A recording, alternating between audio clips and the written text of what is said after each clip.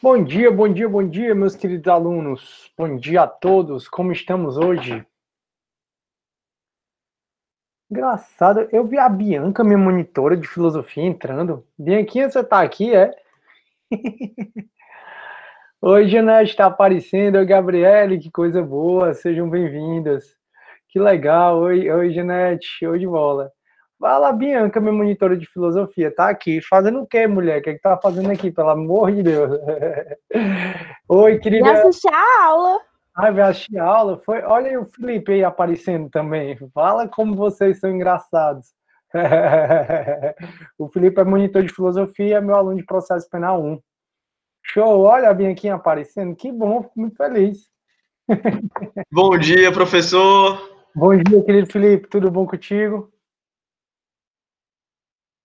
Hoje ele tá no escuro, hoje tá contra o sol.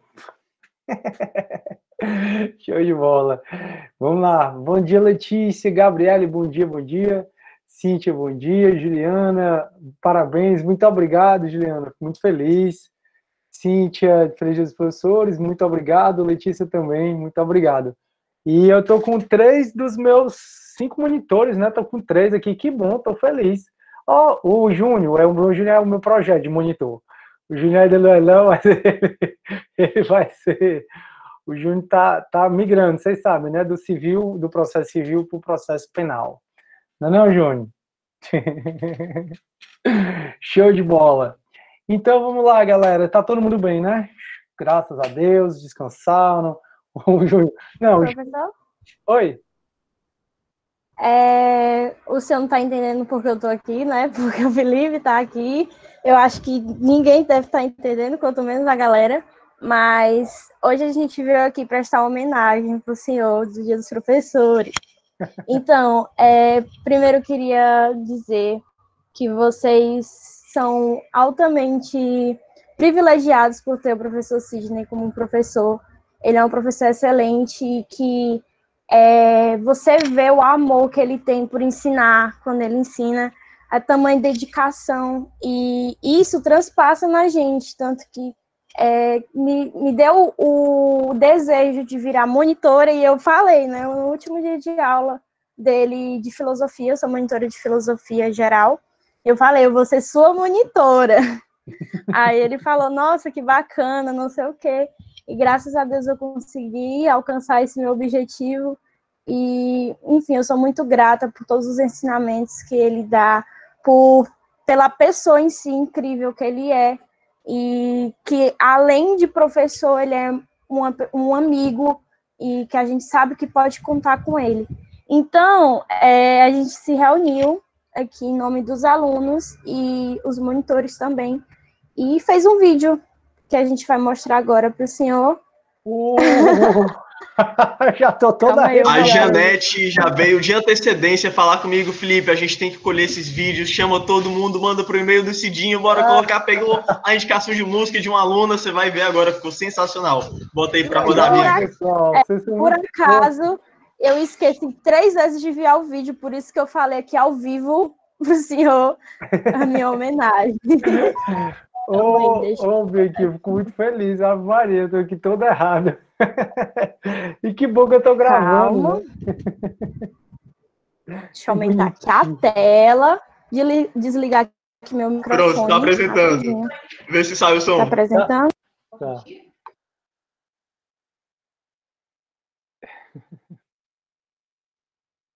Professor Sidney, feliz dia dos professores, agradecendo por todo o conhecimento, por seu carinho, por sua empatia para conosco.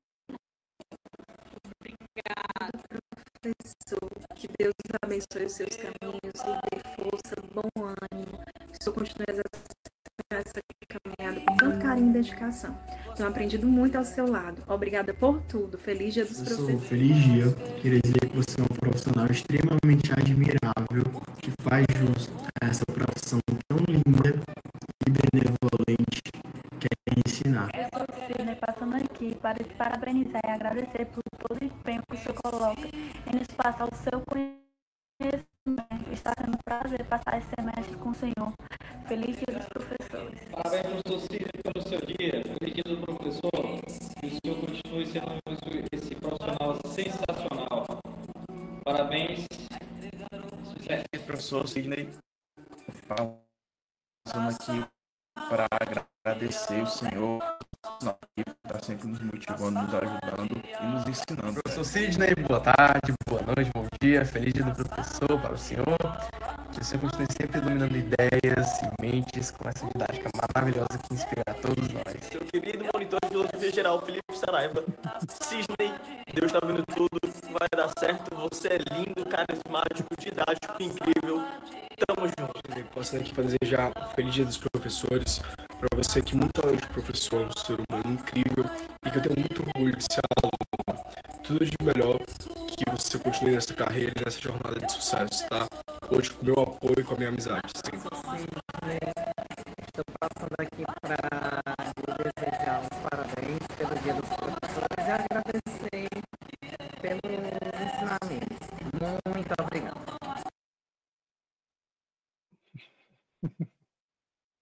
Feliz dia, professor. Obrigado, a gente é muito grato por ter você perto da gente, por você. Feliz dia dos professores. Obrigado, pessoal. Parabéns, professor. Passando o mico de estar chorando. Feliz dia dos professores. E eu falei no grupo, se ele não chorar, eu choro. Obrigado, pessoal, de coração mesmo. Eu fiquei muito feliz. Muito feliz mesmo. Nem precisava fazer isso tudo. Eu preciso me recompor agora. Obrigado mesmo, de coração. Ah, Maria, ficou até quente aqui. Ai. Obrigado, pessoal. Sou muito feliz, viu, de ser professor de vocês. Obrigado pela oportunidade. Obrigado pela homenagem, pelo carinho. Obrigado pela participação nas aulas. Valeu mesmo. Eu tenho costume de chorar muito, não. É isso que me deixou mais impressionado. Tá tendo uma catarse aqui. Obrigado mesmo para todo mundo. Quem mandou o vídeo, quem não mandou, pela iniciativa. Realmente é... Obrigado aí, Janete. Obrigado, Janete, minha querida monitora, meus queridos monitores, meus queridos alunos. Não sei nem o que dizer, pessoal. Só agradecer mesmo. Só agradecer. Eu estou um pouco sem... Não estou recomposto hoje. Gente, liguem aí as câmeras para a gente tirar uma selfie aqui, um print. Pessoal, se puderem, liguem as câmeras rapidinho. Vai sair todo mundo pequenininho. Com reboco, sem reboco, com remela no olho, sem remela. Vai sair o Matheus aí. E aí, cara? Obrigado, Vai, Matheus. cadê vocês? Quero Parabéns, ver. Cadê a Clara professor. Landinha? Eu vi a Clara Landinha aqui nessa aula. Show. Vai, gente, liga aí as câmeras. Show. Paloma, Vai, Leandro, Leonardo, Juliana, Letícia, Gabriel Karine. Andrade. Liguem rapidinho, só pode bater uma foto, pessoal. Não precisa... Lá, a gente vai saber pequenininho. Karine, Letícia. Rafael Teófilo, Rázios. Pronto, rapidinho. Na minha só tá faltando a Letícia que apareceu. Sem máscara, fora de casa, na pandemia, sem pandemia. Com refrigerante, eu sem refrigerante. Vai, vou tirar o print. Tira. 4, 3, 2, 2,5, 2 3/4 e... Foi. Show, valeu, Felipe. Valeu, galera. Feliz dia dos Obrigado. professores, Sidney. Obrigado, Luiz. Olha, Luiz, é tu, a filha do Armandão, que legal. Para você ver, né? A gente nem sabe dos alunos por conta dessa época de pandemia. Nunca imaginei que Luísa fosse tu. Que prazer te ver novamente, Luísa. Obrigada. A Letícia, olha, a Letícia foi minha aluna também, não foi? Vale, nem sabia, pessoal, porque é toda a câmera escura. Valeu, professor. Valeu, pessoal, obrigado. Fique com Deus. Vou deixar você dar sua aula. Bianquinha, Matheus, Próximo semestre tô aí. Obrigado, se Deus quiser, obrigado. Beijo. E por um momento eu acreditei que tu vieste a aula mesmo, que eu acho que eu comentei na aula, né? Eu ainda falei, ó, não vou entrar agora porque o Cidinho vai perceber. Aí assim que eu entrei, ele disse, poxa, eu vi minha monitora Bianca. Eu fiquei sem entender nada. Mas que bom, foi uma surpresa muito legal. Se eu puder mandar o vídeo, eu quero, tá bom? É bom que eu guardo com carinho. Obrigadão. Beijo, Bequinha. Fiquei muito feliz mesmo. Valeu, professor. Parabéns novamente aí. Show, Matheus. Obrigado, cara. Até mais tarde, né? Tchau, Matheus. Valeu. Show, legal. Que bonitinho, pessoal. Paga tudo. Sabe, isso aqui...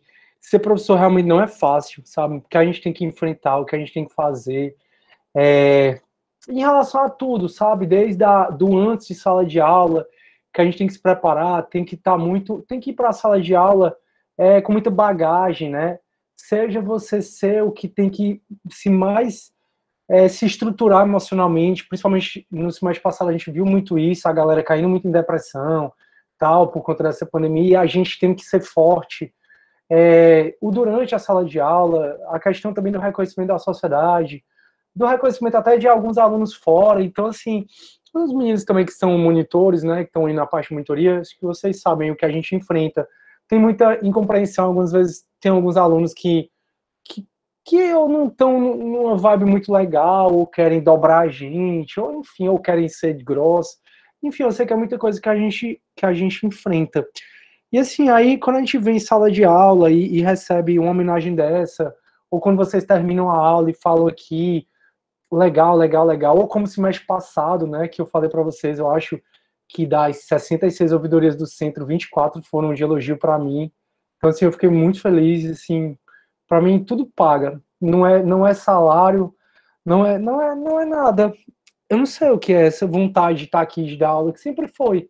Que na verdade eu até disse para vocês que o que eu queria mesmo era ser. Eu sempre quis ser professor e achava que ia ser professor de biologia, não é à toa que eu fui fazer odontologia por isso. Para poder. Que eu achava que professor não ganhava dinheiro. Então, para não morrer de fome, eu fui fazer odonto para poder ensinar biologia e ter. Hoje em dia eu sei que não é bem assim, eu sei que principalmente a universidade que acaba sendo mais valorizado, me dá uma tristeza em relação a professores de ensino fundamental, porque realmente são os que a gente mais depende para o nosso país andar e são os menos valorizados. Mas eu não sei que foi essa que sempre me moveu para virar professor. E hoje eu tenho plena consciência que eu sou professor, sempre fui por amor, mas hoje acho que mais que nunca. Porque, graças a Deus, eu atingi uma época da minha vida que nunca foi o financeiro, sabe? Mesmo na época que eu realmente precisava da grana e tal, nunca foi o financeiro.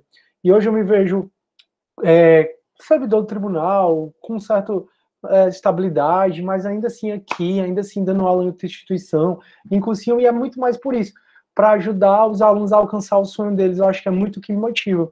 E aí um negócio desse faz a alma respirar de uma forma, sabe? A gente revigora de uma forma.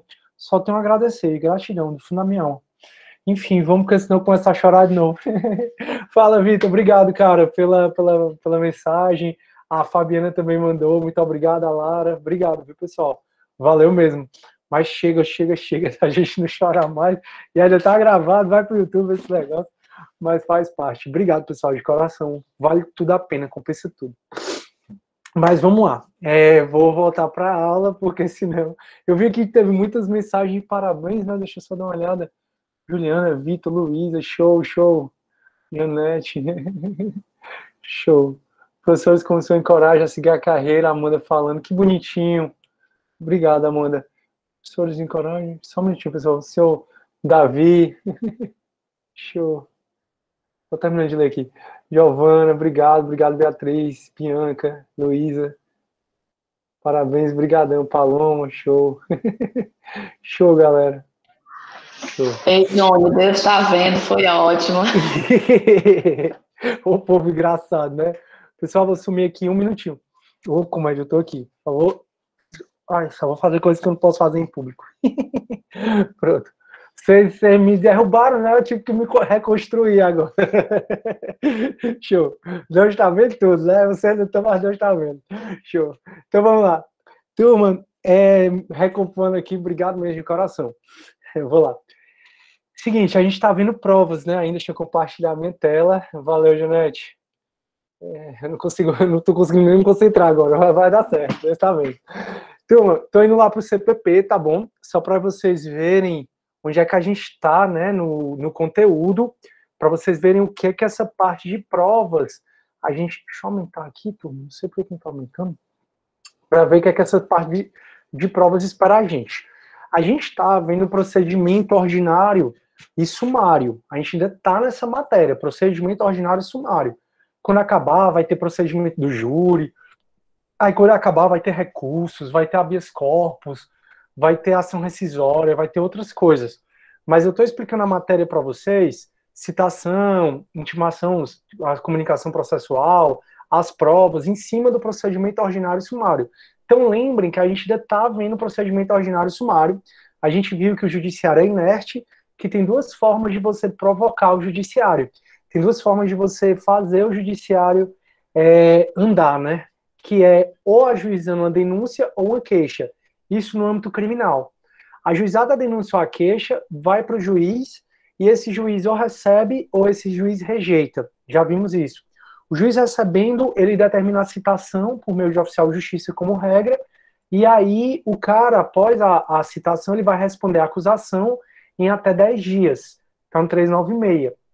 Aí até, turma, sempre quando eu vou citar a galera, eles me perguntam assim, tá, quando é a audiência? Aí eu disse, não, primeiro o senhor se defende, depois o juiz vai decidir se marcar audiência ou não. Por que eu digo isso para eles? Porque depois da citação, o advogado deles ou o defensor público vai fazer a resposta à acusação, nós já vimos sobre isso, que a defesa é o momento que vai rolar todas as testemunhas, e a aula de hoje é para falar principalmente sobre testemunha, e aí depois volta para o juiz essa defesa, e o juiz vai decidir se absolve sumariamente, que está no 397, também já falamos sobre isso, ou se ele marca audiência. Se ele marcar audiência, aí vai ser a audiência de instrução, que significa produzir provas. Então a gente já está, se eu não me engano, na terceira semana falando sobre essa audiência de instrução, falando sobre essa produção de provas. E aí a gente viu que a audiência de instrução acontece da seguinte forma. Então ele diz, a audiência de instrução e julgamento vai ser realizada no prazo máximo de 60 dias, que é um prazo impróprio. Esse prazo de 60 dias começa a contar do recebimento da denúncia. Então, o juiz recebeu a denúncia por um roubo, aí ele tem um prazo de 60 dias para marcar a audiência. Se for os procedimentos sumário, o prazo é de 30 dias, a gente já falou sobre isso. Aí, como é que acontece a audiência de instrução? Quase sempre. Só vai mudar aqui na lei de drogas, porque na lei de drogas, o acusado é o primeiro a ser ouvido. Nos demais procedimentos, qualquer um, organização criminosa, roubo, homicídio, juizados especiais, o acusado vai ser o último a ser ouvido. E por que o acusado é o último a ser ouvido? Aí foi a aula passada toda a gente conversando sobre isso. O acusado é o último a ser ouvido porque o interrogatório do acusado é o momento de autodefesa dele. A gente viu que o acusado tem direito à defesa técnica, que ela é irrenunciável, é a defesa por meio de advogado, mas o acusado, ele também tem direito à autodefesa. E a autodefesa, que é renunciável, até porque ele pode, o acusado, se recusar a depor, ele tem direito ao silêncio, como a gente estudou na aula passada, ele é o último a ser ouvido. Para quê? Para ele sempre conseguir se defender de tudo que foi produzido contra ele. A única exceção a essa regra é a lei de drogas. Se eu estivesse sendo processado, então, por tráfico de drogas, então estava aqui, ó, no meu SAGE, esse aqui é um processo que eu vou ter que fazer uma intimação, certo? E nesse processo aqui, ó, esse é o SAGE, eu já mostrei para vocês, né? Aí começa com auto de prisão em flagrante, que a gente estudou na aula passada. Aí do auto de prisão em flagrante gera um inquérito, ó. Não sei se está dando para vocês verem. Ai, Jesus. Peraí. Pronto. Aí aqui, a decisão, aqui é porque ela veio numa carta precatória. Mas do auto de prisão em flagrante está aqui já o inquérito. Gera-se um inquérito. Peraí, deixa eu ver, cadê a capa do inquérito, meu Deus? Nem veio a capa do inquérito. Mas do auto de prisão em flagrante gera um inquérito que vai para o Ministério Público, e o Ministério Público ele vai ajuizar a denúncia. O Ministério Público, então, ele vai ajuizar a denúncia. Tá aqui, ó, a petição, que é a denúncia do promotor de justiça. Enfim, ó, tá aqui, ó. Aí a guia de recolhimento, aí ele vai ajuizar a denúncia. O fato é que, turma, o acusado, se for lei de drogas, se ele for acusado por tráfico de drogas, aí vai ser o primeiro a ser ouvido e não o último. Professor, por que essa diferença? Porque é assim que a lei de drogas, que é a lei 11.343 de 2006, diz que tem que ser. Então é assim que a lei de drogas, a lei 11.343 de 2006, diz que tem que ser. Mas nos demais, sempre vai ser dessa forma. Então na audiência de instrução e julgamento, o que é que o juiz vai fazer? Ele vai tomar a declaração do ofendido, ou seja, vai ouvir o ofendido, vai ser a aula de hoje, vai ouvir as testemunhas arroladas pela acusação e pela defesa, nessa ordem, primeiro a acusação, depois defesa, e depois ele vai vai ouvir os peritos, se tiver perito, vai fazer as acariações e o reconhecimento de coisas e pessoas, e ao final ele vai ouvir o acusado. O que é que a gente já viu aqui sobre provas? A gente já viu sobre peritos, a gente já viu sobre interrogatório do acusado, hoje a gente vai ver sobre o interrogatório do ofendido e inquirição das testemunhas. Na próxima aula, que é terça que vem, a gente vai ver sobre acariação, reconhecimento de coisas e pessoas e prova documental. Aí a gente encerra a prova. Então você vê que realmente essa matéria ela é bem grande, né? Porque a gente está falando dela faz tempo. Lembrem que a gente já falou da teoria geral da prova e agora a gente está na provas em espécies, né? Então é isso. A gente vai voltar então para falar do interrogatório do ofendido. Nossa, eu estou tão ainda descosturado que eu não consigo nem lembrar qual é o artigo que está o interrogatório do ofendido. Ô, comédia, vai dar certo, Deus está vendo. Pronto. Turma, pronto, é o 135 que a gente já viu, pronto. A gente já viu confissão também, né, na aula passada, e hoje a gente vai ver o interrogatório do ofendido, tá? Então, sempre nessa ordem, o ofendido é o primeiro a ser ouvido. Depois do ofendido, testemunho de acusação e defesa. Depois, perito. Depois, acariação. Depois, reconhecimento de coisa e pessoa. Por último, o acusado. Então, agora a gente vai ver o ofendido. Turma, o Código de Processo Penal, eles... antes de eu falar disso, turma, vocês estão com alguma dúvida do Zé do Rap ou do André do Rap? Acho que não, né? Mas deixa eu só falar de vocês rapidinho. Lembram que a gente vive criticando um artigo do CPP que diz que a preventiva tem que ser revista em 90 dias? Lembram que esse... Pronto, ó, deixa eu mostrar o 396, parágrafo único. O 396... Que 396? Eu tô meio doido, é o 316. É o 316, parágrafo único, ó. O 316, parágrafo único, ele vai dizer assim, ó. Decretada a prisão preventiva, deverá o órgão emissor da decisão revisar a necessidade da sua manutenção a cada 90 dias, mediante decisão fundamentada de ofício sob pena de tornar a prisão ilegal. O que é que aconteceu? Aconteceu que o André do Rap, ele é um dos maiores traficantes que a gente tem, um cara de alta periculosidade, segundo a própria decisão que foi dada ontem pelo STF, e ele foi decretado a preventiva, e o órgão que prolatou essa decisão, e o juiz que prolatou essa decisão, não reviu essa preventiva nesse prazo de 90 dias. Isso aqui foi incluído pelo pacote de crime. Aí o STJ veio dizer, olha, esse prazo de 90 dias é um prazo impróprio, é um prazo só para o juiz que determinou, que eu até critiquei muito essa decisão, continuo criticando. Acontece que o Marco Aurélio, ele pegou o habeas corpus, o que é esquisito, porque esse André do Rap já tinha entrado com outros 2 habeas corpus. E os dois, um foi para Rosa Weber e outro eu não lembro para quem foi, acho que foi para o Barroso. E aí ele desistiu. Aí ele entrou com o 3º habeas corpus, que foi para o Marco Aurélio. O que eu fico me perguntando como é que isso aconteceu, porque existe a prevenção, né? Então, provavelmente ele deve ter entrado contra outra autoridade coatora, por isso que não pegou a prevenção.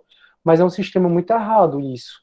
O fato é que ele desistiu 1, 2, e aí ele entrou pela 3ª vez e caiu no Marco Aurélio. O Marco Aurélio está se aposentando, né? O próximo a se aposentar. Não sei se ele está ligando. Ele acho que ele nunca ligou, ele sempre foi voto vencido. Mas o impressionante na trajetória do Marco Aurélio, e ele é um cara que eu admiro muito quanto ministro, que os votos que ele sempre era vencido, no futuro se tornava a orientação predominante. Mas ele sempre foi o que trazia essa coisa diferente para o STF julgar. Só que nesse julgamento ele foi bem simples, dizendo que o pacote de crime, que é a Lei 3.964, a segunda e a terceira aula a gente falou sobre isso, ele trouxe essa regra e que se o juiz não rever a necessidade da preventiva a cada 90 dias, a prisão é ilegal e a prisão se tornando ilegal, ela deve ser relaxada. Como vocês sabem, aí o Marco Aurélio soltou. No que o Marco Aurélio soltou, o Fux, enquanto presidente do STF, ele barrou imediatamente, né, a decisão do Marco Aurélio, só que foi tarde, porque o André do Rap ele já tinha sido liberado. Ele já tinha sido liberado, quando você é liberado, você tem que dar um endereço de onde você não vai sair, e óbvio que ele deu um endereço, e o endereço ele não está mais lá, ele está foragido, né? Aí o Fux barrou essa suspensão e levou para o plenário do STF para julgar, que ontem formou maioria para dizer que não, que o Marco Aurélio reviu a decisão do Marco Aurélio, para dizer que nesse artigo não é peremptório, não é aquela coisa que passou 90 dias no review, é ilegal automaticamente. Ele diz que o Fux, ele até deu umas duras muito grandes no Marco Aurélio, dizendo assim, olha, a lei por nenhum momento está dizendo que é automático, 91 dias no review já é ilegal. O que ele está dizendo é que o 316 diz que é para se verificar se estão presentes ou não os motivos da preventiva, que não necessariamente porque não review em 90 dias se torna ilegal. O fato é que ontem o STF, então, ela revisou essa decisão dada pelo ministro Marco Aurélio, determinou a expedição do mandado de prisão novamente, né, contra o André do Rep. O problema é, onde está o André do Rep agora? Pronto, é só para vocês saberem, para ficar mais atualizados, tá? Vocês querem que eu fale alguma coisa mais sobre isso? Fala, Gabriel, tudo bom, cara? Aí o Júnior tá falando assim, no meu ver, o erro foi tão somente a demora na apreciação do caso e a falta de motivação para a decisão da preventiva. Infelizmente, o nosso judiciário é lento mesmo. Júnior, é uma coisa que tem que mostrar, né? Aí o Vitor tá dizendo que é muita inocência do ministro, é verdade. O Vitor, acho que o erro aqui não é o 316, eu reclamo na decisão do ministro. Pois é, porque não é para ser peremptório assim, né? É só para obrigar o judiciário a rever. Mas, tipo, será mesmo que 91 dias agora tá liberado, sabe? E assim, a gente até fica pensando besteira, né? Porque o cara já tá para se aposentar, então não sei se a coisa se acontece. Aí, polêmico, STF, show. Aí, Juliana, prof, essa revisão seria o papel do juiz das garantias, certo?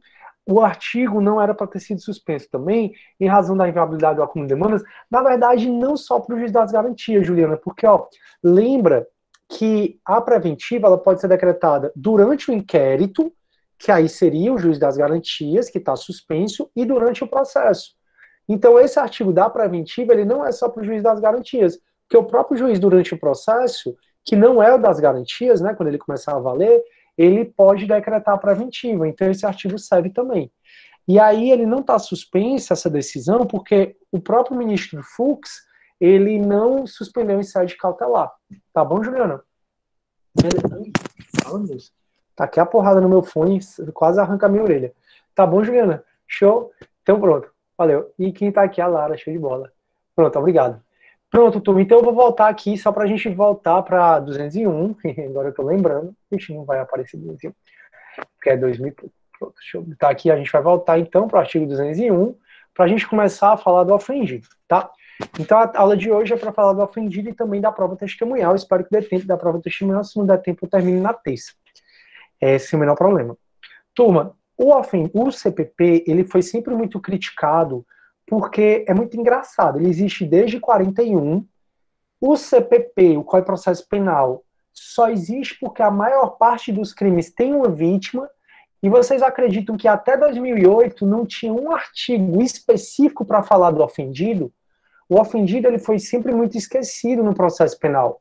Não é à toa que no inquérito policial, no auto de prisão em flagrante, aliás, no auto de prisão em flagrante, não tem a previsão da oitiva da vítima no Código de Processo Penal. Então, entraram na minha casa, eu consegui render o cara, prendi o cara em flagrante, levei para a delegacia. Não é previsto no CPP que durante o auto de prisão em flagrante, o delegado vai ouvir o ofendido. É óbvio que o delegado escuta, até porque o delegado ele tem autonomia nesse aspecto. Isso foi matéria de processo penal 1. Mas o CPP ele sempre foi muito criticado porque ele deixa o ofendido do lado. E só existe processo penal, o CPP só existe porque existem crimes e os crimes, na maior parte dos crimes, existem vítimas, né? Aí, para suprir essa crítica, em 2008, o Código de Processo Penal sofreu 3 grandes reformas. Uma dessas 3 grandes reformas inseria um capítulo só para falar do ofendido. Mas a gente só tem um artigozinho para falar do ofendido. São 6 parágrafos, mas é só um artigozinho para falar do ofendido. Então, assim, o que é que tem para falar do ofendido? Só um artigo, que é o 201. O ofendido, não esqueça, na audiência de instrução, ele é o primeiro a ser ouvido. Primeiro o juiz pergunta, depois a acusação pergunta a ele, e depois a defesa pergunta ao ofendido. Aí diz assim, ó, sempre que possível, o ofendido será qualificado e perguntado sobre as circunstâncias da infração, quem seja ou quem se presume ser o autor da infração, o autor do crime, as provas que ele possa indicar, tomando-se por termo, ou seja, escrevendo as suas declarações. Eu já falei para vocês que hoje os depoimentos são filmados, né? Então, não tem mais por termo. No final, ele só assina o termo de compromisso, o termo que disse termo que deu aquele depoimento, mas não tem mais aquele negócio de repergunta, né?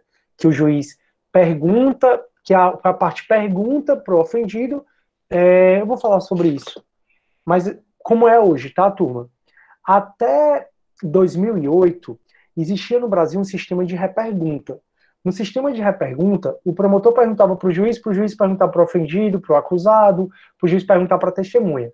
A testemunha respondia e ele digitava. Ele não, né? Na maioria das vezes o escrivão digitava. Aí acabou, o promotor não quer mais perguntar, defesa, pergunte. Aí a defesa, o advogado de defesa perguntava para o juiz perguntar. Hoje em dia, deixou de ter esse interrogatório do tipo que a gente chama presidencialista, e o tipo de interrogatório hoje é do cross-examination. Então, desde 2008, o CPP deixou de ter um interrogatório mais no viés presidencialista. E como é esse viés presidencialista? Esse viés presidencialista era a situação em que você perguntava para o juiz perguntar para a pessoa que está depondo. Hoje em dia, MP pergunta direto, juiz pergunta direto e o advogado de defesa pergunta direto. É o que a gente chama de cross-examination. Cross-examination está aí embaixo, eu escrevi no chat aí para vocês, certo? Tipo um telefone sem fio, exatamente, Júnior. Exatamente. Então eu perguntava, pô.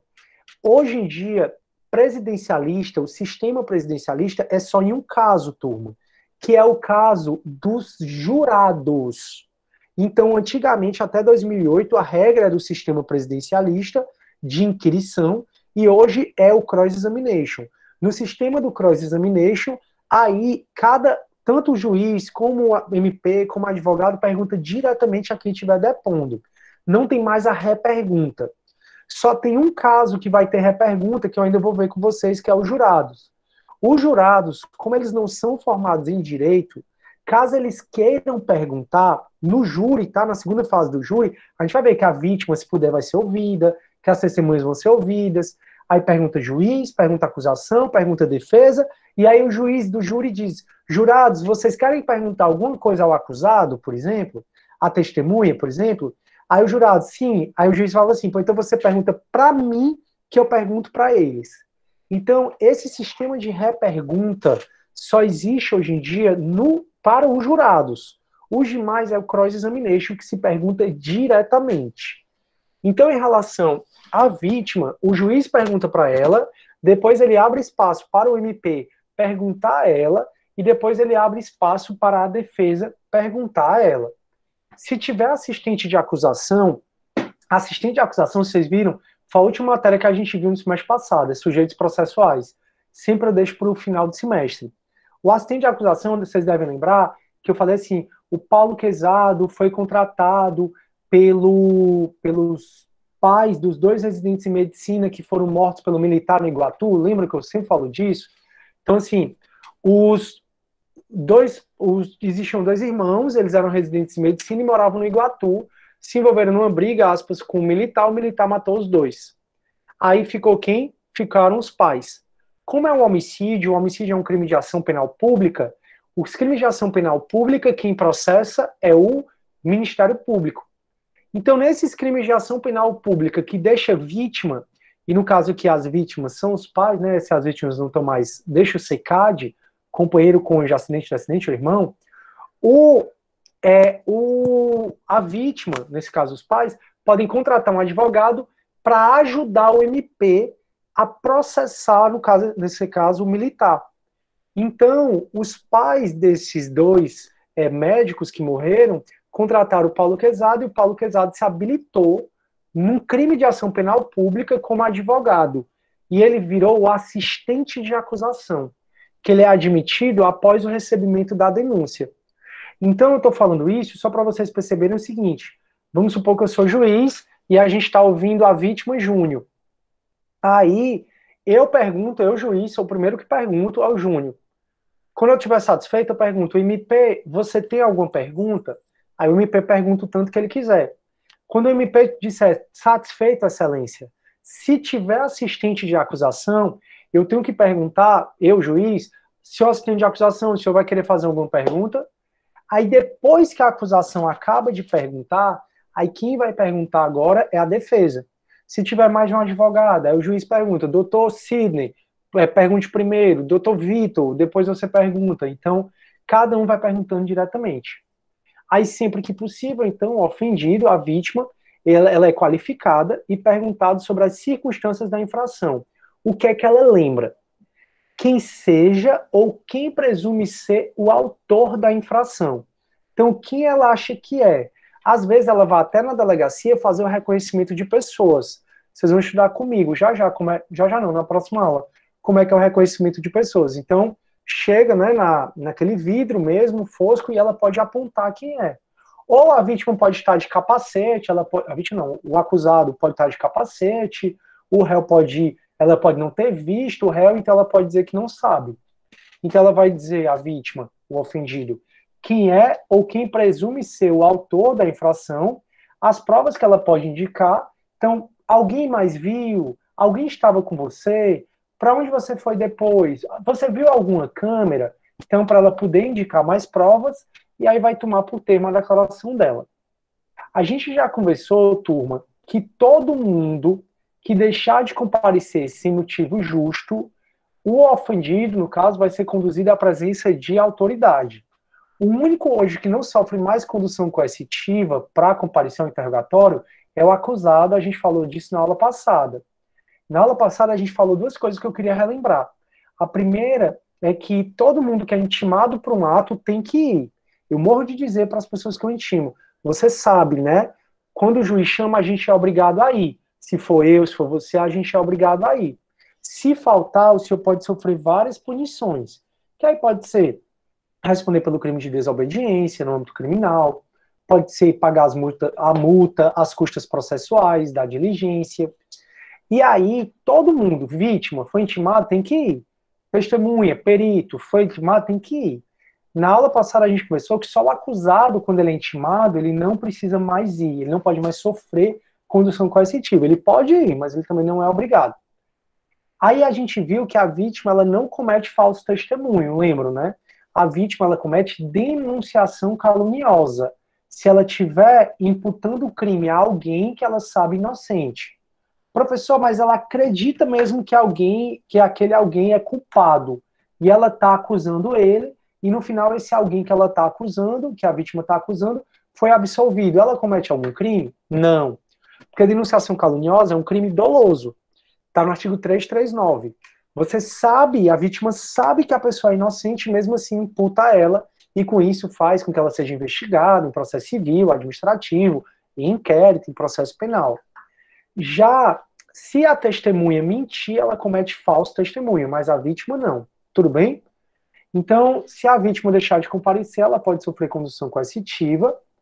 Aí, o ofendido será comunicado dos atos processuais relativa ao ingresso e à saída do acusado da prisão, a designação da data para audiência e a sentença e respectivos acórdãos que a mantenham ou a modifiquem. Isso aqui foi algo que o Código de Processo Penal ele incorporou da Lei Maria da Penha. A Lei Maria da Penha, que é de 2006, que é 11.340 de 2006, a Lei Maria da Penha ela já previa que a mulher violentada, né, no âmbito da Maria da Penha, violência doméstica ou familiar, a mulher tem que ser notificada de tudo. Da entrada dele na prisão, da saída dele na prisão, da audiência, tudo que acontecer no processo. Aí, o CPP, em 2008, o legislador pegou essa disposição da Maria da Penha e ampliou para toda a vítima, para todas as vítimas. Então, a vítima ela tem que ser comunicada dos atos processuais relativos ao ingresso e saída do acusado da prisão, da designação da data da audiência, da sentença, então a vítima tem que ficar sabendo da sentença, e se a pessoa tiver apelado e tiver um novo acórdão, tiver uma nova decisão do tribunal, dessa decisão do tribunal. A comunicação ao ofendido vai ser feita no endereço, por meio de oficial de justiça, mas pode ser por AR, não tem problema, não precisa ser só para oficial de justiça não, tá? O oficial de justiça é mais o acusado.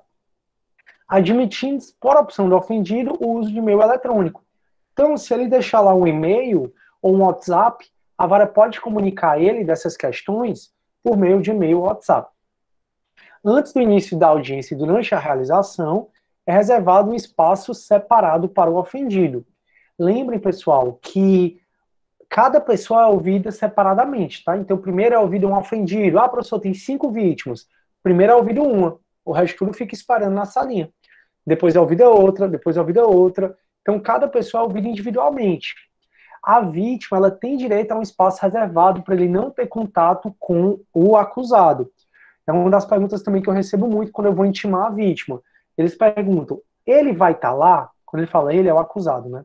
Ele vai estar lá? Eu digo, olha, muito provavelmente ele vai estar lá, mas a senhora tem todo o direito de não vê-lo caso não queira.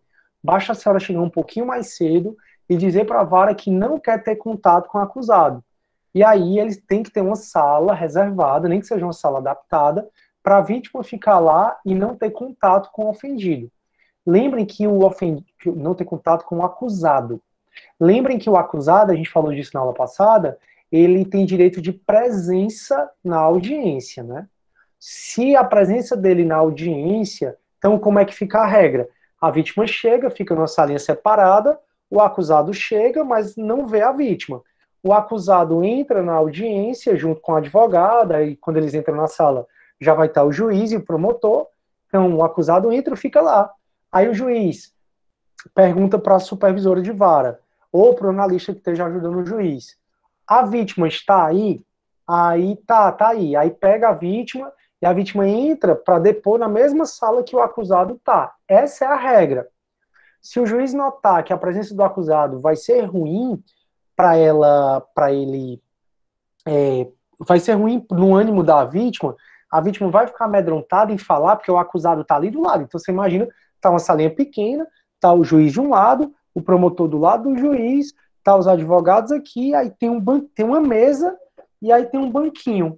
Então imagina aí, deixa eu ver aqui se você dá para você, se você não foi para a sala de audiência, imagina aí, eu tenho essa mesa aqui, imagina que eu sou acusado, eu tô aqui, a vítima, ela vai estar bem aqui, ó, nessa cadeira. Pronto, a vítima vai estar aqui, aí um computador bem aqui para poder filmar a vítima. Pronto, é mais ou menos assim. Então, eu, acusado, tô aqui olhando para a vítima. Tudo bem que a vítima está um pouquinho mais na frente, que ela não vai conseguir me ver diretamente, não. Então, eles organizam para o acusado ficar um pouquinho mais do lado e a vítima um pouquinho mais para cá, de maneira que a vítima fique aqui e o acusado está vendo ela aqui e ela está olhando aqui para frente, para o juiz. E o acusado está vendo a vítima dali, como se fosse naquele espaço. Enfim, se o juiz notar que isso pode, que a presença do acusado pode amedrontar a vítima, aí ele faz com que a vítima seja escutada por videoconferência. Se não for possível que a vítima seja escutada por videoconferência, em última hipótese, tira o acusado da sala, a gente fez isso na aula passada. Então a vítima tem um espaço separado, o parágrafo 5º vai dizer assim, se o juiz entender necessário, pode encaminhar o ofendido a um atendimento multidisciplinar, né, nos CAPs, nas unidades básicas de saúde, especialmente para áreas psicossocial, né, psicológica, para as áreas de assistência jurídica, no caso, defensor público, advogado da cidade, assistente de saúde, às expensas do ofensor ou do Estado. Então, até na Lei Maria da Penha, isso já teve uma nova alteração, acho que faz uns 2 anos, turma, essa alteração, não é muito velha, não. E essa alteração diz que o acusado, na Lei Maria da Penha, que vai ter que pagar os custos do SUS. Então Deus me livre, mas eu violentei uma mulher e ela teve que ir para o SUS, o SUS vai me cobrar, pelo tabelamento, eles vão me cobrar para eu pagar, né? E aqui está dizendo a mesma coisa, ó, se o juiz entender necessário, pode encaminhar a vítima para atendimento multidisciplinar, especialmente nas áreas psicossocial, assistência jurídica e de saúde, às expensas do ofensor ou do Estado. O grande problema é que o processo penal, hoje é muito novo o processo penal, ontem foi feita uma busca e apreensão, né, vocês viram, e o senador, que é vice-líder do governo no Senado, foi achado com dinheiro nas nádegas, né, foi feita uma busca e apreensão pela Polícia Federal, e o cara, né, que é apoiador lá do Bolsonaro, que é vice-líder do governo no Senado, foi apanhado com dinheiro dentro da cueca, né, dentro da bunda dele. enfim. Eu não sei o que a galera quer com tanto dinheiro, pessoal. Eu fico pensando, realmente dinheiro é uma desgraça mesmo, porque a galera é muito alienada com isso. Mas, enfim, um senador ganha quanto? Cheio de regalia, cheio de passagem de graça, apartamento de graça, tanta coisa de graça, e ganha um maior tubo de dinheiro, com verba de assessor. Aí o cara ainda vai cometer desvio. Mas, enfim, aí quando termina o mandato, né, que são 8 anos, aí o cara já tá aposentado, caramba, é muito bom. Mas, enfim. Então, aqui a grande maioria das vezes, então, é que o réu é muito pobre. O réu não tem condições de pagar, né? Porque o processo penal ele é mais pro rico. A gente sempre brinca, né? O civil é mais pro... Desculpa. O civil é mais pro rico e o processo penal é mais pro pobre. Então, o grande problema é que o processo penal, a maioria dos acusados são pobres. Aí fica difícil, né? E aí o parágrafo 6º, para a gente acabar todo esse grande artigo que é dito sobre a vítima, diz: o juiz pode tomar providências necessárias à preservação da intimidade, vida privada, honra e imagem do ofendido, podendo inclusive determinar o segredo de justiça em relação aos dados, depoimentos e outras informações constantes nos autos a seu respeito, para evitar a exposição aos meios de comunicação. Então, dependendo se o ofendido é alguém muito público, se a mídia está muito em cima, o processo penal ele é público. Mas para preservar a vida privada, a intimidade, a honra do ofendido, o juiz pode determinar o segredo de justiça dessas partes do processo, né? Porque a mídia fica em cima o tempo todo, e aí o juiz vai ter que ponderar em relação ao interesse público daquelas peças estarem disponíveis ao público e em relação à vida, honra e intimidade daquele ofendido. Foi o que o Flávio Bolsonaro quis, por exemplo. O Flávio Bolsonaro, mas ele não está na condição de vítima, né? Ele está na condição de investigado. Aí ele quis que, porque ele é uma pessoa pública, deixar o processo contra ele fique em segredo de justiça. E não foi aceito. No caso, se ele tivesse na condição de vítima, ele poderia pedir com base nesse parágrafo 6º aqui. Deu para entender, pessoal? Se vocês estão com dúvida. O Júnior está dizendo assim: ainda é possível o juiz considerar uma pergunta impertinente, não deixar que seja reduzida no termo nos autos, ou mesmo os advogados dizerem que tal pergunta não é cabível para o caso, e pedir que o juiz desconsidere como se fosse o protesto? Júnior, a grande questão da tua pergunta é pensar que todo depoimento hoje é gravado. Então, por mais que o advogado pergunte algo, ou o jurado, que o juiz julgue impertinente, vai estar gravado lá. Aí o juiz pode mandar: quero que tire essa pergunta da gravação. Por exemplo, ele não vai fazer, não, mas vai que ele puder, ele pode. Aí o advogado pode dizer: pois eu quero que consigne essa pergunta no termo de audiência. E vocês, turma, que vão advogar em breve, tudo que vocês quiserem deixar consignado no termo de audiência, o juiz é obrigado a deixar, certo? O juiz ele não pode não consignar. Então, se você, enquanto advogado, que foi indeferido uma pergunta sua, porque como é que acontece, tá, Júnior? Eu sou defesa, tu é acusação. Se tu faz uma pergunta que eu julgo que é tendenciosa, eu posso dizer: juiz, eu posso dar o protesto. Juiz, ou a parte, ou juiz, pela ordem. Geralmente aqui no Brasil a gente não fala protesto, não. No Brasil a gente fala pela ordem. Doutor, pela ordem, essa pergunta é muito tendenciosa. Aí o juiz vai julgar na hora se defere ou não, se mantém ou não a tua pergunta. Deu para entender, Júnior? Da mesma forma, quando eu estiver perguntando, você, enquanto acusação, na hora que eu fiz a pergunta, juiz pela ordem, doutor pela ordem, aí essa pergunta está tendenciosa, está mal elaborada, já foi respondida pela ordem. Aí começa a briga, né, na audiência, eu digo: não foi respondida não, porque eu quero, não sei o que, aí o juiz na hora decide se manter ou não a pergunta. Quando os jurados perguntam para o juiz, difícil é o juiz ele não perguntar, porque quem vai decidir no tribunal do júri são os jurados. Mas o que o juiz pode fazer é processar a pergunta do jurado. Porque o jurado ele não vai ter conhecimento jurídico na maioria das vezes. Então o juiz pode tentar elaborar aquela pergunta para perguntar para o acusado, já que no juiz é o sistema de repergunta, né, quando tem um jurado. Aí, Amanda, professor, para quais tipos de crimes que as vítimas possuem o direito de saber, quando aqui, Amanda, está como regra, está como qualquer crime que a vítima tem direito de saber, viu? Então, em tese, é direito do ofendido de qualquer crime no âmbito do processo penal saber da entrada, da saída da prisão, saber da decisão que foi dada contra ou a favor do réu.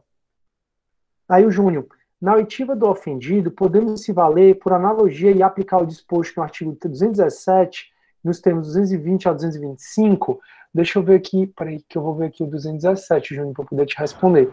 O 217 é a videoconferência, e o 225 é a questão da pessoa ser ouvida onde ela estiver, por conta de alguns impedimentos, seja limitação física, doença, etc. e tal.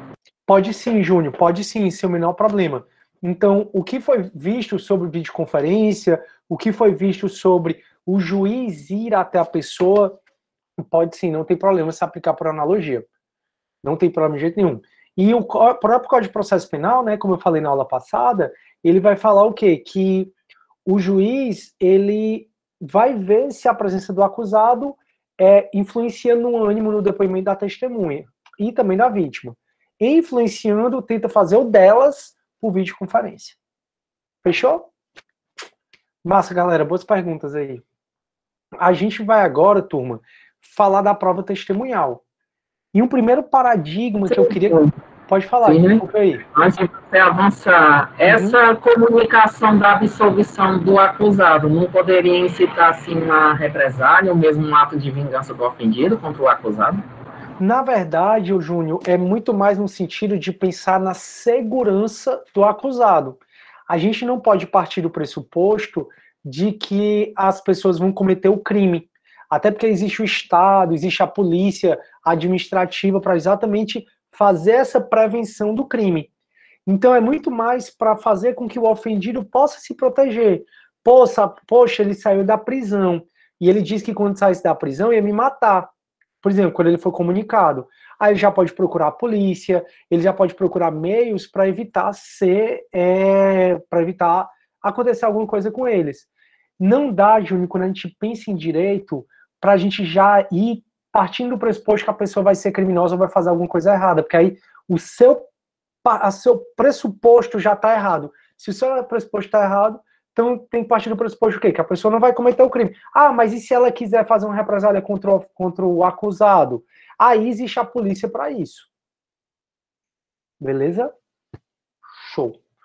Massa. Boas perguntas, turma. Turma, agora a gente vai ver depoimento da testemunha. Lembrem qual é a ordem, né? O ofendido, depois testemunha de acusação e defesa, que é o que a gente está vendo. Perito, que a gente já viu. Acariação, reconhecimento de pessoa, que a gente vai ver. E acusado, que a gente já viu.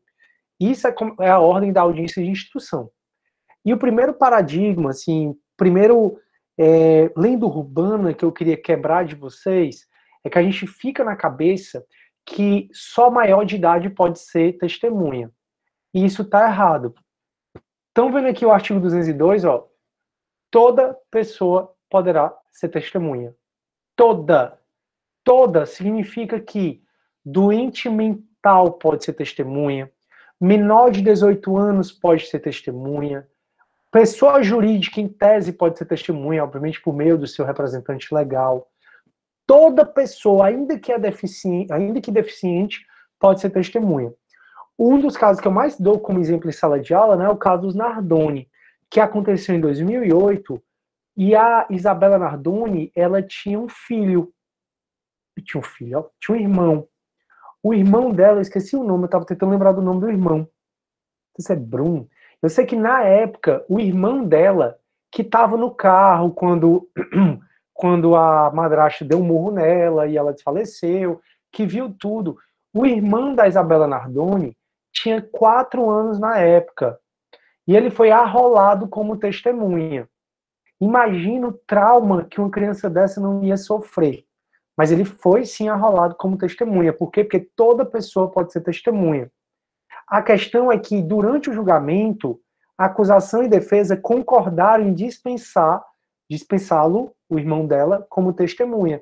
Graças a Deus, né? Porque ele, sem entender nada, já perder a irmã, ainda ter que ir depor num julgamento lotado, a mídia lá em cima, a mídia lá fora, aquela confusão toda ia ser meio brabo para ela. Professor, então quer dizer que um menor de 18 anos pode ser testemunha? Pode. Um deficiente mental pode ser testemunha? Pode. Para resumir, toda pessoa, eu, você, todo mundo pode ser testemunha. A questão é que quando você é menor, ou a questão é que quando você é doente mental, você não presta compromisso. Como assim, professor? Olha o que é que o 203 diz. A testemunha fará sobre a palavra de honra a promessa de dizer a verdade do que souber e lhe foi perguntado, devendo declarar seu nome, sua idade, o estado e sua residência, sua profissão, o lugar onde exerce sua atividade, se é parente e em que grau de alguma das partes, ou qualquer relação com elas, e relatar o que souber, explicando sempre as razões de como sabe, né, da ciência, ou as circunstâncias pelas quais possa avaliar a credibilidade do depoimento dela.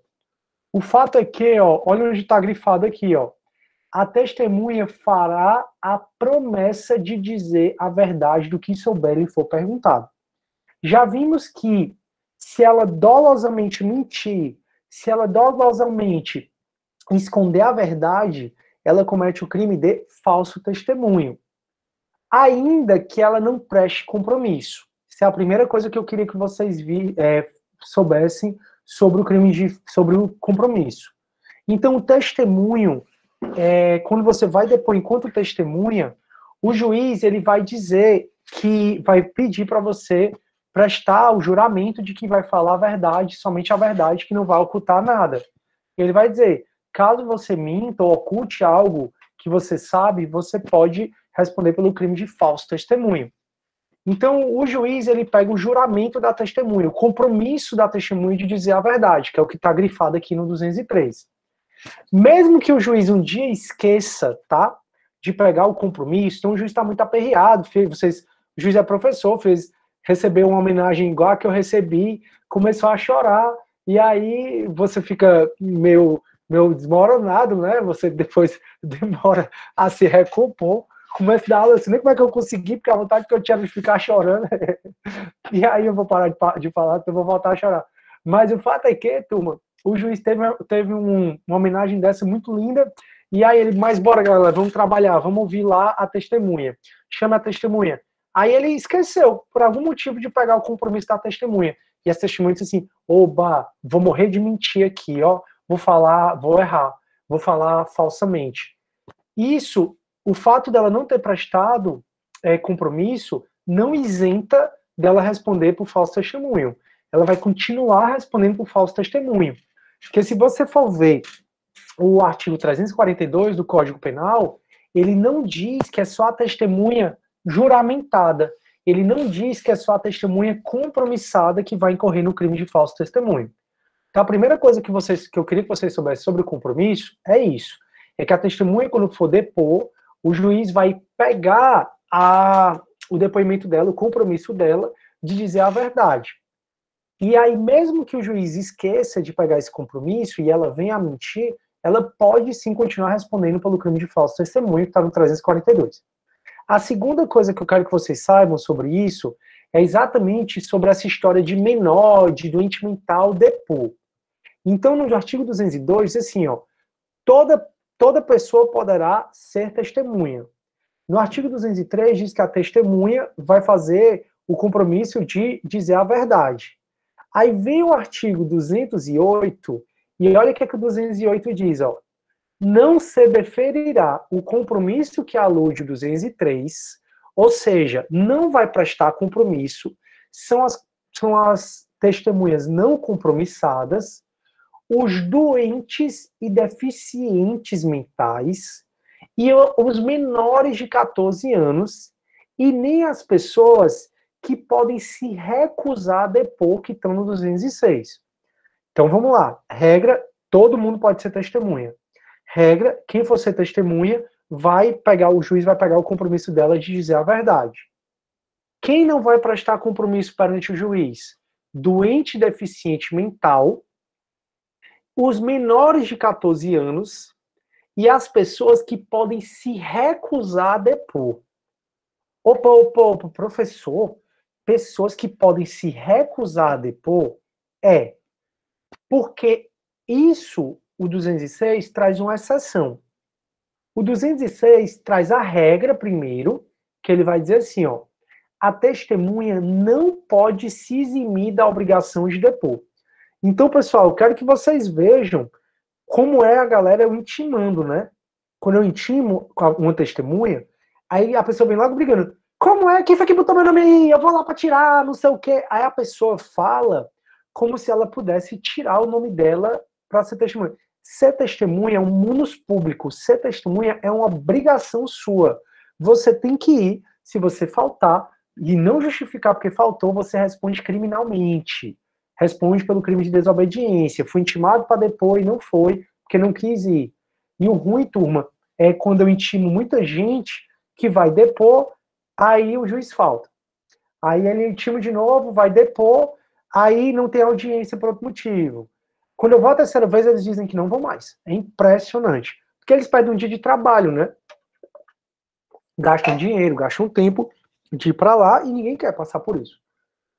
Mas o fato é que eu não vou falar para a pessoa que ela não pode tirar o nome dela, eu não vou bater de frente na pessoa. Mas eu quero que vocês vejam a revolta da galera quando eu vou intimar, quando eu vou para ser testemunha. Quem botar meu nome, eu vou lá tirar agora, eu não dou autorização para ninguém botar o nome. O que eu não vou explicar para ela na hora, né? Até se eu sentir que é oportuno, eu explico.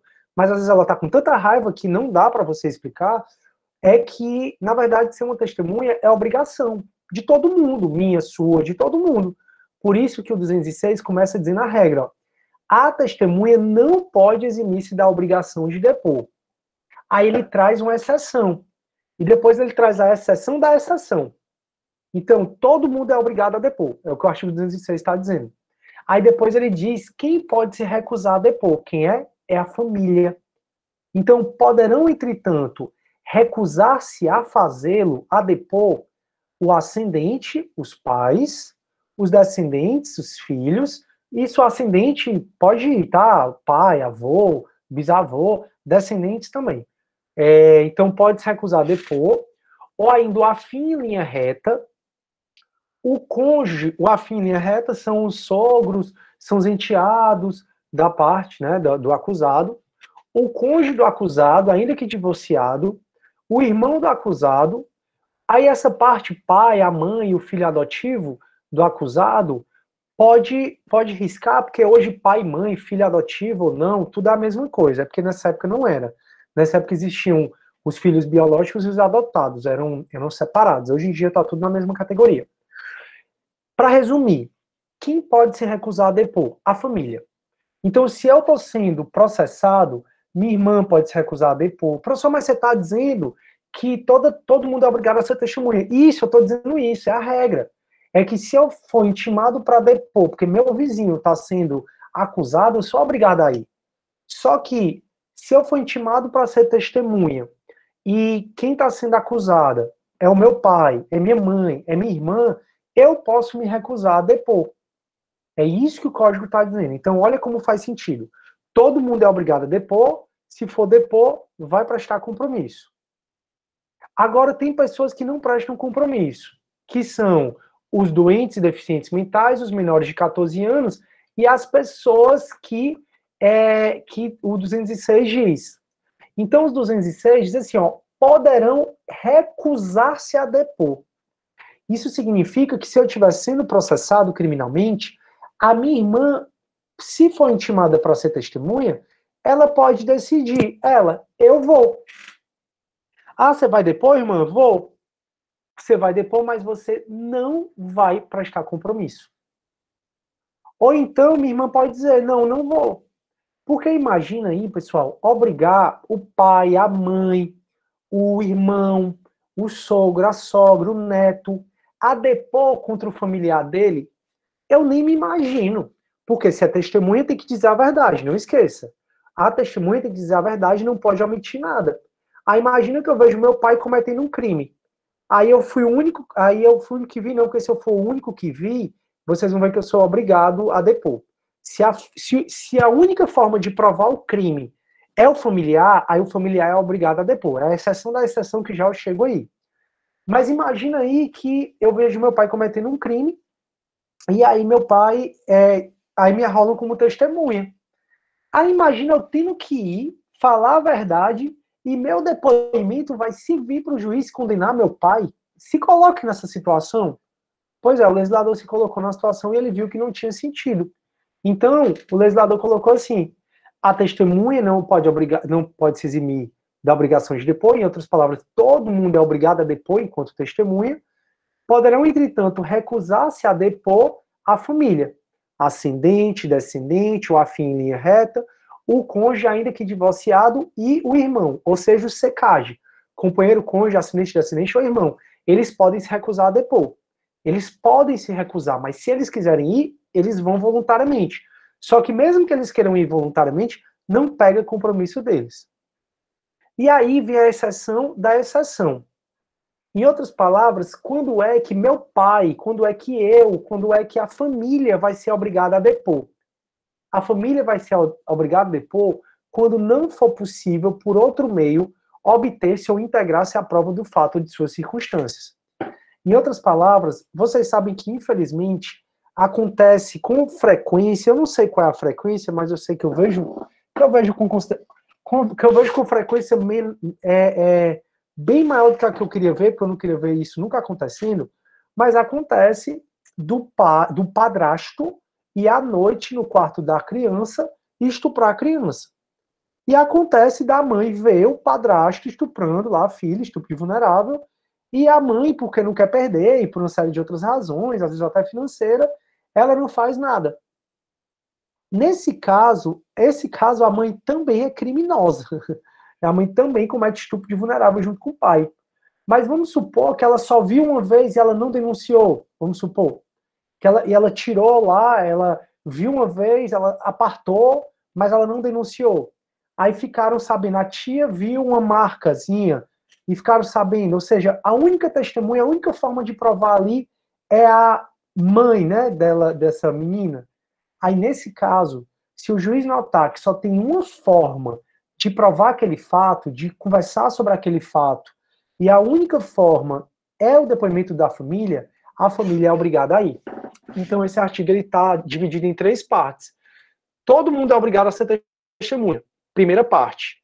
Quem pode se recusar a depor, não ser testemunha? Família. Segunda parte. Terceira parte. Quando é que a família não vai poder se recusar a depor? A família vai ser obrigada a depor quando não for possível, por outro meio, obter ou integrar aquela prova. De todo modo, a família tendo que ir, seja porque ela quer ir, minha irmã quer ir depor no meu processo que eu estou sendo acusado, ou então porque não tem outra forma de provar aquele fato, não se pega compromisso da família. Então, quem é que não presta compromisso? Não presta compromisso doentes e deficientes mentais, menores de 14 anos, e a família na situação que ela vai depor porque quer, ou na situação em que ela vai depor porque é obrigada. Deu para entender, pessoal, até aí? Eu espero que sim. Anotem as dúvidas enquanto eu procuro aqui um artigo, porque eu queria só mostrar para vocês as testemunhas que não contam, mas depois eu posso falar sobre isso. As testemunhas que essas são testemunhas que não contam, né? Mas, enfim, tá aqui, ó. Se ao juiz parecer conveniente... é aqui, ó. Pronto. Não, vou falar disso depois, é melhor. Vai ficar confuso. Deixa eu ver se vocês estão com alguma dúvida. O Júnior, no aspecto prático, como fazer para reduzir o impacto das falsas memórias na hora em que a testemunha estiver depondo na audiência? Júnior, como é que acontece no âmbito prático, certo? Por exemplo, esse aqui é um processo, né, que eu estou tendo que intimar. Esse aqui é um mandado que eu vou ter que cumprir. Ai, cadê meu Deus? Tá aqui o mandado, tá aqui. Esse aqui é um mandado que eu vou ter que cumprir para notificar, nesse caso é a vítima. Mas aí, a vítima pode ser testemunha. O que é que o juiz faz? No processo tem o quê? O inquérito. Aí ele pega o depoimento Pronto, ó, aqui é o depoimento da testemunha, no caso dessa Caroline. Aí, ó, ele vai e lê o depoimento para ela. Diz assim, qualifica, né? Depois que qualifica, o juiz diz assim, olha, você lembra, aí esse caso foi em janeiro de 2020. Olha, já tá tendo audiência, ó, tá rápido.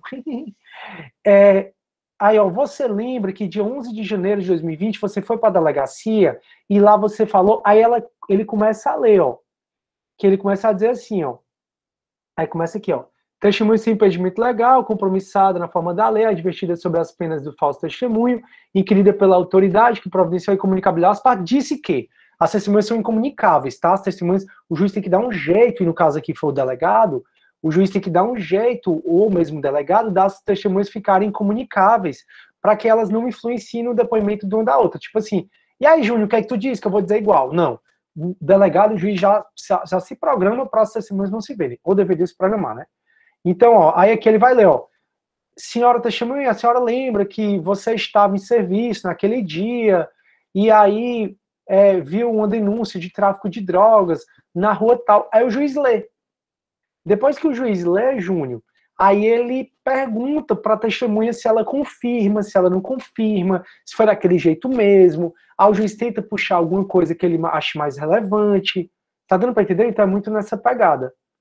Aí ele tá dizendo assim, ó, uma coisa que eu observei quando passei uma temporada nas varas criminais, era recorrente nas audiências, principalmente em relação aos policiais que realizavam flagrante, passa um certo período de tempo e quando indagados como testemunha nas audiências, simplesmente responder exatamente como está escrito aí no documento. Pode haver um tipo, não, na verdade não. O que pode é assim, ó, porque o que é que eles ficam com raiva, né? Que eles já são escutados muito tempo na delegacia. Só que o que é escutado na frente do delegado, lembram, é um elemento de informação. Aí eles têm que ser chamados, os pobres dos policiais vão para a audiência, a vida dos pobres é para a audiência. Porque vocês imaginam, 99,999% dos flagrantes é feito por quem? Pelos policiais.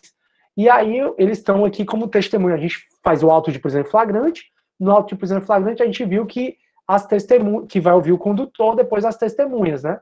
E eu disse, as testemunhas, geralmente as duas testemunhas são os dois policiais e um policial condutor, porque eles andam em 3. Ou seja, realmente, Júnior, é muito complicado. Aí os pobres vão lá. Aí o juiz lê, aí ele diz, seu policial, o senhor quer acrescentar alguma coisa? Não, é exatamente do jeito que está aí. Porque para mim, se eu fizer um flagrante, vai ser o flagrante da minha vida. Já para o policial, é um que ele faz em 30 por semana, ou mais, né? Então é um. E aí, qual o sentido, então, dele ir ver lá o juiz? Porque o juiz pode querer perguntar outras coisas que o delegado não perguntou, o MP e a defesa, que aí vem um contraditório. Então, só quando o policial chega na frente do juiz, que tem ali o contraditório, é que deixa de ser um elemento de informação e vira uma prova. Mas é muito complicado para os pobres. Eu estava até pensando um dia desse, eu digo, rapaz, por que não bota na própria delegacia mesmo, não faz o judiciário lá, não coloca o MP, o juiz, para se tornar as coisas mais rápidas, faz um complexo, entendeu? Não precisa nem, se o juiz não fizer estar dentro da delegacia mesmo, ou faz ao menos um complexo, aí bota nesse complexo que tem a delegacia, mas também que tem um juiz, que tem MP, para as coisas serem mais rápidas, entendeu? Para do auto de prisão em flagrante, já poder levar o cara direto para a audiência, onde ele pode, se ele quiser, contratar advogado, aí dá um prazo de 5 dias. Mas se eu digo, rapaz, ia ser tão mais rápido, mas como é que é? A polícia lá não sei aonde, o fórum lá do outro lado, o fórum de Caucaia, a Janete que mora de Caucaia, eu morro de pena. Porque o fórum de Caucaia era no centro da cidade, aí construíram um fórum longe da cidade. Ou seja, um fórum que um pobre coitado para ir, ele tem que ir muitas vezes andando, e é longe. Ou seja, tinha uma justiça de perto, né? E eu pensando, meu Deus, o que é que custava ter um MP, ter um juiz dentro da delegacia, fazer um complexo tudo junto, entendeu? Mas, enfim, né? Acho que eles são os primeiros a não quererem. O Júnior, realmente, eles não gostam, principalmente por conta da demora mesmo. Aí tem que chegar lá e perde um dia de trabalho para ficar lá, aí juiz atrasa, MP atrasa, defensor atrasa, a audiência atrasa, os pobres ficam lá esperando para poder ser ouvido. E vamos combinar, né, que não é muito bacana, não, você ficar dessa forma. Mas, enfim, continuando aqui. Então, turma, a primeira coisa que a gente precisa saber é que todo mundo é obrigado a depor. Segundo é, quando você for depor, você vai prestar compromisso de dizer a verdade. Terceiro é, existem pessoas que podem se recusar a depor, que é a família. Mas mesmo a família, ela não pode se recusar a depor quando a família é o único modo de provar o fato. Outra coisa que eu quero que vocês saibam é que tem gente que não vai prestar compromisso.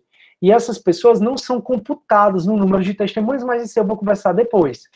Então, doentes deficientes mentais, menor de 14 anos E a família, se for depor, não presta compromisso. A família e as provas confundem muito isso, prestem atenção. Podem se recusar a depor. Veja, é uma faculdade. Eu estou sendo processado, minha mãe pode dizer, vou depor, aí ela vai, mas não presta compromisso, ou minha mãe pode dizer, não vou depor. É uma faculdade da família não depor. Porque tem pessoas que são proibidas de depor. E aí as provas, tá? E fiquem atentos que vai cair uma questão com certeza sobre essa na prova, que é, eles trocam as testemunhas que podem se recusar com as testemunhas proibidas de depor. Então botam assim, são proibidas de depor o cônjuge do acusado. Não, ela não é proibida de depor. O cônjuge do acusado pode, como regra, se recusar a depor. E quem é proibido de depor? Pessoas que, em razão da função, ministério, ofício ou profissão, devem guardar segredo. Então, o padre, o psiquiatra, o psicólogo, o advogado, o contador, são pessoas que têm como ética na profissão o dever de guardar segredo. Essas pessoas são proibidas de depor, elas não podem depor. Contudo, elas vão depor se duas coisas acontecerem. Professor, se o senhor está sendo processado criminalmente, o seu psiquiatra não pode depor? Pode não. Meu psiquiatra, como regra, ele é proibido de depor. Mas para o meu psiquiatra, para o meu padre, para o meu psicólogo, para o meu contador, para o meu advogado depor, duas coisas precisam acontecer. Eles precisam querer. Eles precisam querer depor. E 2, eles têm que ser desobrigados por mim. Então, não pode depor, qualquer pessoa é proibida de depor, qualquer pessoa que tem na função o dever de guardar segredo. E o advogado tem na função o dever de guardar segredo, contador, psicólogo, psiquiatra, enfim.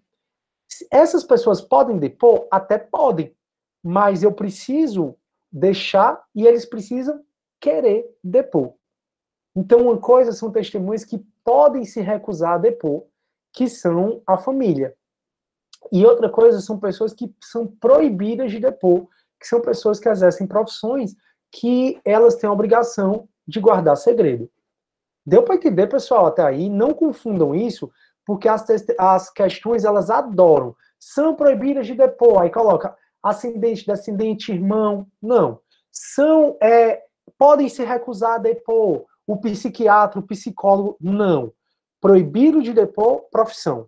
Você bota, ó, proibido, P, proibido de depor, P, profissão. Aí, podem se recusar, ré, família. Tranquilo? Não que a nossa família nos dê ré, né? Pelo contrário, nossa família nos faz aí para frente. Mas é só para você memorizar. Proibido, P, profissão. Ó. Proibido vem de profissão. Quem exerce profissão é que está proibido. Mas mesmo essa galera pode depor se quiser e se for desobrigado.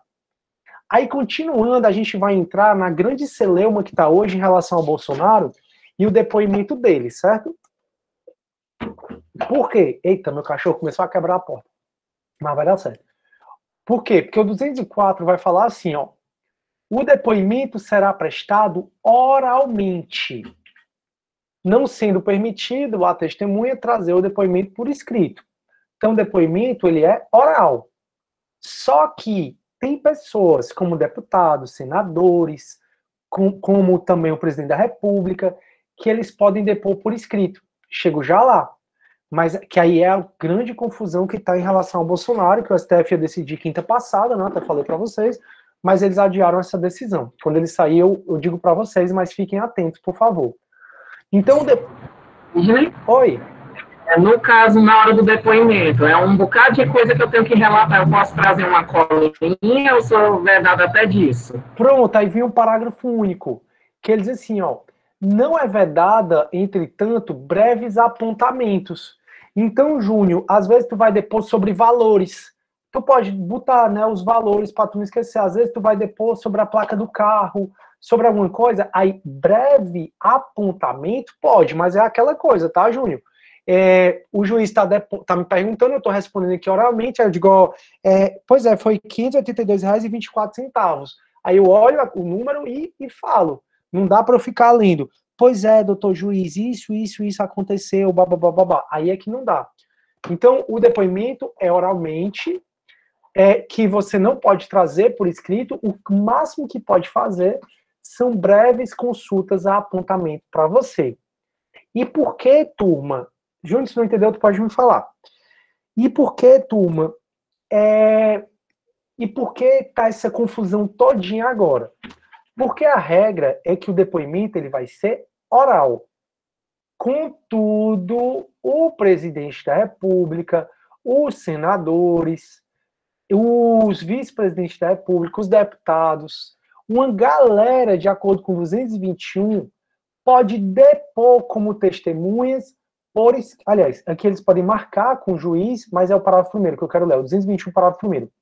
Que diz assim, ó, o presidente da República, o vice-presidente da República, o presidente do Senado, da Câmara dos Deputados, do STF, olha aqui, poderão optar pela prestação de depoimento por escrito, caso em que as perguntas formuladas pelas partes e deferidas pelo juiz lhes serão transmitidos por ofício. Então, perceba que o artigo 221, parágrafo 1º, fala que quando o presidente, o vice-presidente, o presidente do Senado, da Câmara ou do STF forem depor como testemunha, o 221 está onde? Está aqui, ó, no capítulo 6, que fala das testemunhas. Então, ele está falando, 221, parágrafo 1º, que quando os presidentes de poderes, presidente da República, vice-presidente, presidente do Senado, da Câmara, ou mesmo do Senado Federal, quando essa galera, eles forem depor, eles podem optar, ó, é uma opção deles, depor por escrito. Caso em que as perguntas que vão ser formuladas pelas partes e deferidas pelo juiz serão transmitidas pelo ofício. Professor, e qual é o problema que eu não estou entendendo? Qual é a celeuma? A celeuma é que o Bolsonaro, ele está como investigado daquele processo lá do Moro, da saída do Moro. E o Bolsonaro, ele quer que ele tenha faculdade de depor por escrito. Só que essa faculdade do presidente da República depor por escrito é uma faculdade que é quando ele é testemunha.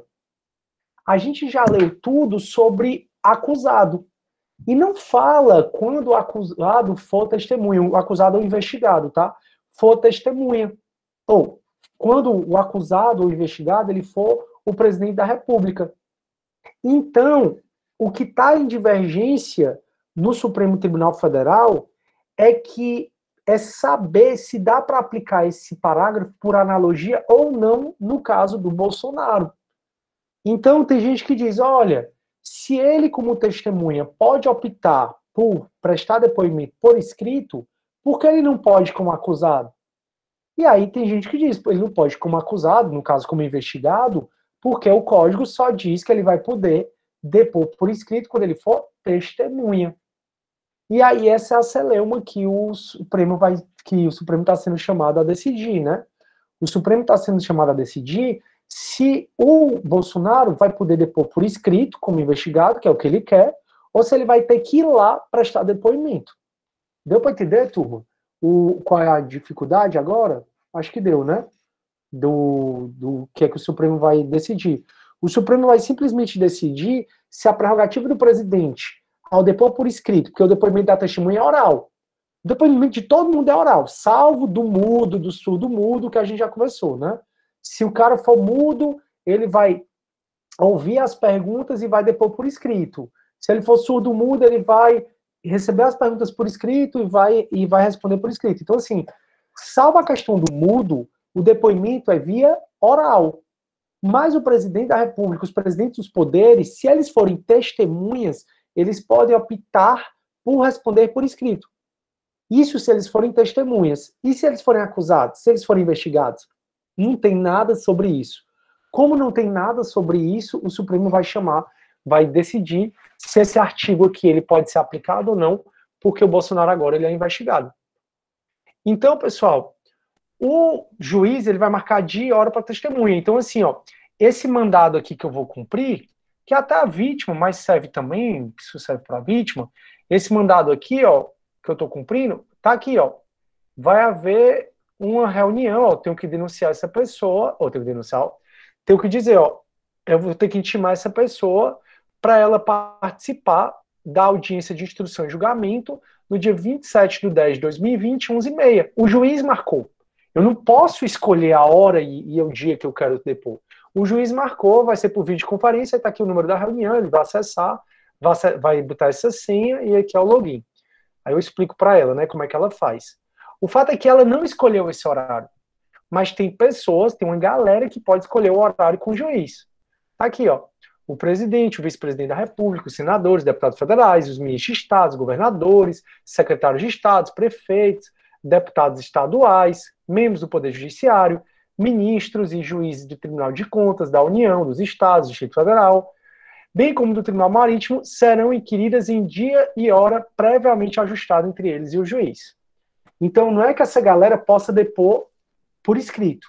Essa galera todinha pode combinar, juiz, bora marcar um dia, porque não dá para você marcar, eu tenho outras coisas para fazer. Então, eles têm a prerrogativa de marcar com o juiz. E os presidentes de poderes têm a prerrogativa de dizer, juiz, eu quero responder as perguntas como testemunha, mas eu quero responder por escrito. Aí o parágrafo 2º diz, os militares deverão ser requisitados à autoridade superior, a gente já viu nisso, né, nas comunicações processuais, tudo relacionado ao militar vai para o superior dele. E o parágrafo 3º, ele vai dizer, aos funcionários públicos, aplicar-se ao 218, que é o que diz que vai ser intimado ele e o chefe, devendo, porém, a expedição do mandado ser imediatamente comunicada ao chefe da repartição em que servirem. Na verdade, 218 não é isso que diz, não. Os funcionários públicos, o 218, ele vai falar, se regularmente intimado a testemunha deixar de comparecer sem justo motivo, o juiz pode determinar a condução coercitiva, né? Que pode sofrer auxílio de força pública, que a gente já conversou, né? Toda vida que você foi intimado e faltar, você pode sofrer condução coercitiva. Aí olha o 219, ó, o juiz pode aplicar a testemunha faltosa multa sem prejuízo pelo crime de desobediência e condenar o pagamento de custas à diligência. Sempre conversa sobre isso, né? As pessoas impossibilitadas por enfermidade ou por velhice de comparecer para depor serão inquiridas onde estiverem. Deixa eu só adiantar um pouco aqui a matéria, turma, que aí eu já termino a aula. Aí os funcionários públicos, então, se eles faltarem, sofrem condução coercitiva. Mas o mandado de intimação deve ser comunicado ao chefe de repartição para dizer o dia e a hora que o funcionário público vai depor. Para quê? Para ela poder colocar alguém no lugar do funcionário público. O 222, turma, ele fala de carta precatória, tá? Que aí a gente já conversou também sobre isso. Que a testemunha que mora fora da jurisdição do magistrado será inquirida no lugar da sua residência. Então, no caso desse processo que eu estou mostrando aqui para vocês, é uma precatória de um crime que correu em Fortaleza. E a testemunha está sendo ouvida onde? Em Caucaia. Então, o juiz de Caucaia que vai ouvir. Com essa história da pandemia, o que a galera está fazendo é, como está sendo virtual, né? Eu estou cumprindo o mandado, mas quem vai ouvir mesmo é o juiz deprecante. Porque a regra, como do jeito que está aqui, é que o deprecante manda uma carta para o deprecado para ouvir a pessoa em Caucaia. Ou seja, o processo é de Fortaleza, mas a Janete mora em Caucaia. Quem vai ouvir a Janete é o juiz deprecado, que é o de Caucaia. Então, o que está dizendo aqui, ó. A testemunha que mora fora da jurisdição do magistrado será inquirida pelo juiz do lugar onde tem a sua residência, expedindo-se carta precatória com prazo razoável, intimando essas partes. Hoje, a carta precatória está vindo assim, avise que vai ter essa audiência videoconferência. O próprio deprecante está fazendo a audiência. A expedição da precatória não suspende instrução criminal, ou seja, não suspende o prazo prescricional do delito, nada. A rogatória sim, mas a precatória não. Aí, fim do prazo marcado, poderá realizar-se julgamento, mas a todo tempo a precatória, uma vez devolvida, será juntada aos autos, ou seja, não precisa terminar a precatória para o juiz julgar. O juiz pode julgar antes do retorno da precatória. Na hipótese do caput, a oitiva da testemunha poderá ser realizada por meio de videoconferência ou outro recurso tecnológico de transmissão sobre sons e imagens em tempo real, permitida a presença do defensor e podendo ser realizado, inclusive, durante a realização da audiência de instrução e julgamento. Então, pessoal, o que os juízes estão fazendo hoje? Estão mandando a carta para eu intimar, só que vai ter essa audiência por videoconferência, a pessoa vai ficar em Caucaia e o juiz mesmo de Fortaleza que vai escutar. Quanto à rogatória, só vai ser expedida se mostrar, né, que é imprescindível, que precisa daquele depoimento, né, de alguém que mora fora, e tudo que a gente falou sobre as rogatórias, né, que suspendem o prazo prescricional, que tem que seguir o processo penal lá do outro país e não o nosso, se aplica aqui, certo? Quando as testemunhas não conhecer a língua nacional, será nomeado intérprete para traduzir as perguntas. Outro dia eu fui fazer uma intimação em inglês, foi um barato, mas deu certo, porque o cara não falava, ele não falava português. Aí, se não conseguisse, tinha que ser nomeado um intérprete. Tratando-se de mudo ou surdo, vai ser igual ao 192 que a gente já falou, né?